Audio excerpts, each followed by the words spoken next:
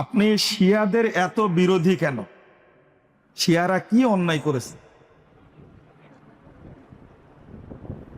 যে ভদ্রলোক আমাকে প্রশ্নটা করেছেন, নিঃসন্দেহে আমার নাম্বার তার কাছে আছে, সে আমার সম্পর্কে জানে।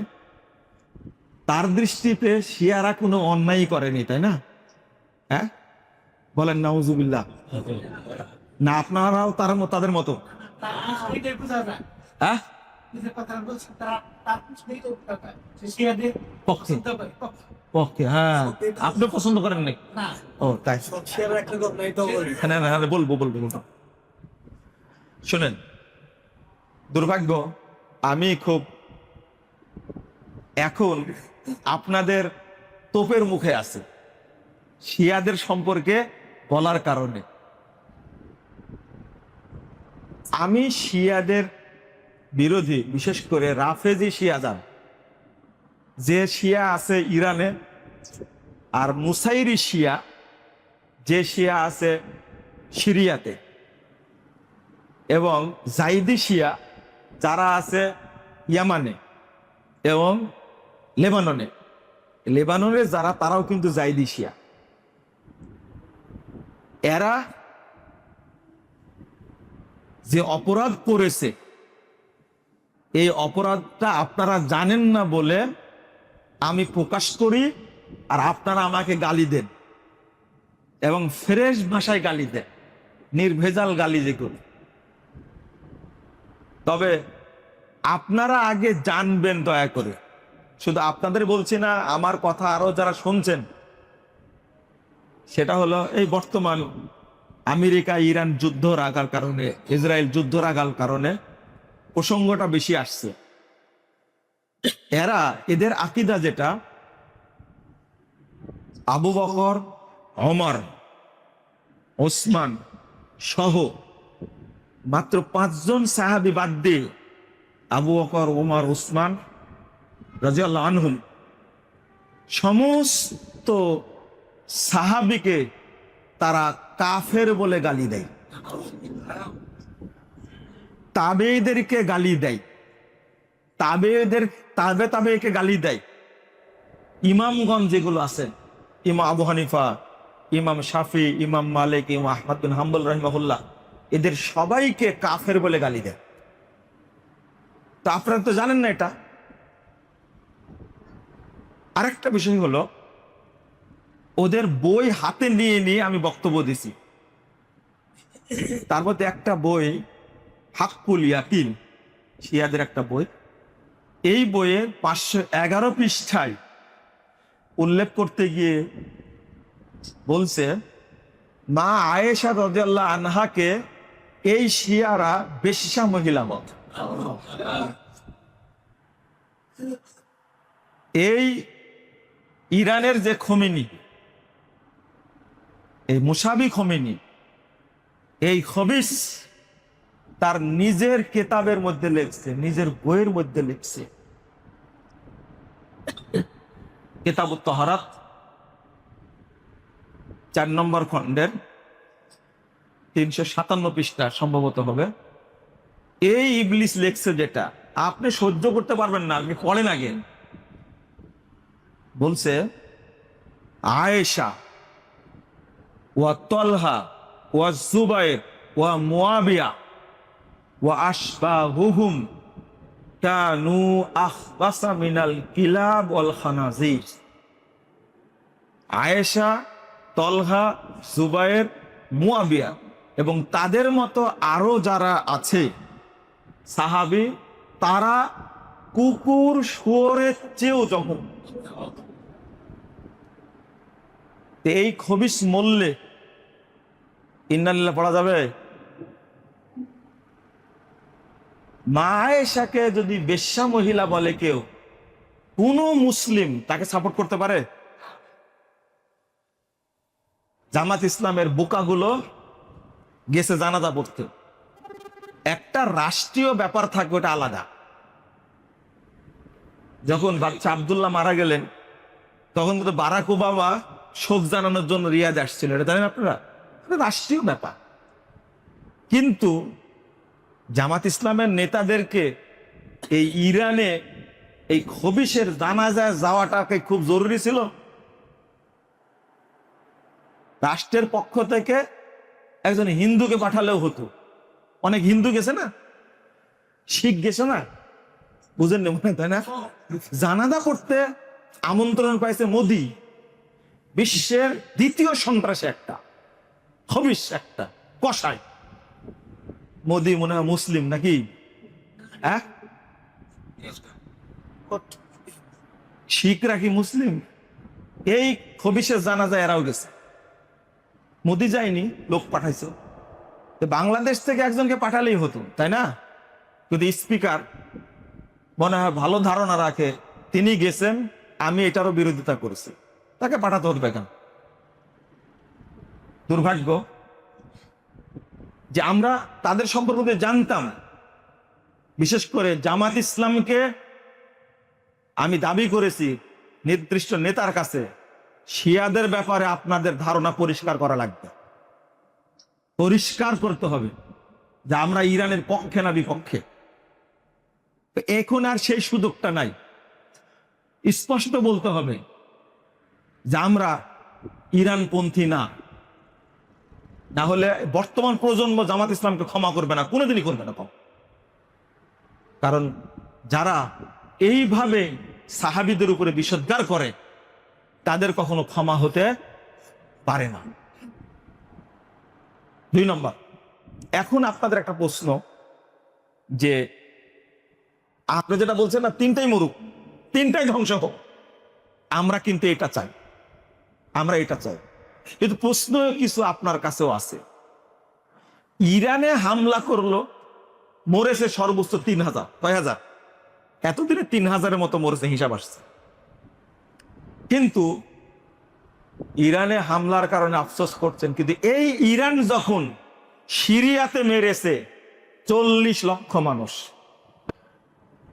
দীর্ঘ 53 বছরে এই 2 শয়তান, হাফেজ আল আসাদ আর বাশার আল আসাদ, এই 2 ইবলিস 40 লক্ষ সুন্নি মুসলিমকে মারছে সিরিয়াতে। তখন কোথায় গেছিলেন? ইয়ামানে মেরেছে 20 লক্ষ সুন্নি মুসলিমকে, তখন কোথায় গেছিলেন? বিচার কিন্তু আপনারও হবে। 3, সরাসরি ইরানে 1.5 কোটি মানুষকে হত্যা করেছে এই 2 খমেনি। আপনি তখন কোথায় গেছিলেন? ইরাকে মেরেছে 10 লক্ষ মুসলিম। সাদ্দামকে সরাইছে কে? এই খবিশ। এখন ইরাকে ক্ষমতায় কে আছে? শিয়া আছে। সাদ্দাম ছিল সুন্নি, তাকে সরায়া শিয়া শাসন ক্ষমতা বসাইছে। ফাইজলামি করেন আমার সাথে, তাই না? তখন কোথায় ছিলেন? আপনি এই হিসাবটা করেন।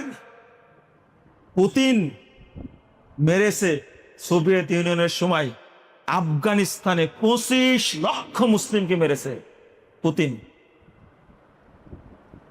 আর সিরিয়া, ইয়ামানে, ইরানে, ইরাকে এতগুলো মুসলিমকে হত্যা করেছে কার সহযোগিতায়? ওই আরাক ইবলিস পুতিনের সহযোগিতায় মারছে। এই বাশার আল আসাদকে আশ্রয় দিছে কে? পুতিন আশ্রয় দেয়নি। কেন? বাশার আল আসাদ বক্তব্য বলছে যুদ্ধে সবচেয়ে বেশি সহযোগিতা করেছে রাশিয়া আমাদেরকে, পুতিন সহযোগিতা করেছে। আর পুতিনে আশ্রয় দিয়েছে তাকে। পুতিনের সহযোগিতায় লক্ষ লক্ষ মুসলিম মারা জায়েজ। আর আমেরিকার সহযোগিতায় সৌদি আরব যদি হত্যা বন্ধ করে, তখন সৌদি আরব হয় ইহুদিদের দালাল, আমেরিকার দালাল, তাই না? বিচার আপনারও হবে ইনশাআল্লাহ। হবে মানে কি? আপনার দাজ্জাল মার্কা মানসিকতা, শুধু বিচার হবে না, আপনার উপর আল্লাহর গজব নাজিল হবে, কোনো সন্দেহ নেই।